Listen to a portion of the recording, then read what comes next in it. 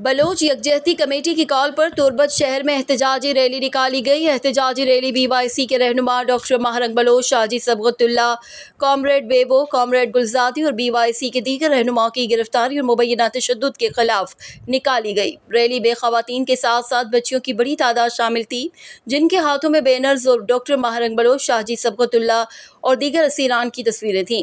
एहतजाजी rally फिदा शहीद चौक से निकाली गई और वापस आकर फिदा शहीद चौक पर इख्तिताम पसीर की गई, जहां पर रैली के शुरका ने डॉक्टर महरंग बलोच और BYC के दीगर रहनुमाओं की गिरफ्तारी के खिलाफ नारेबाजी की और उनकी रिहाई का मुतालबा किया।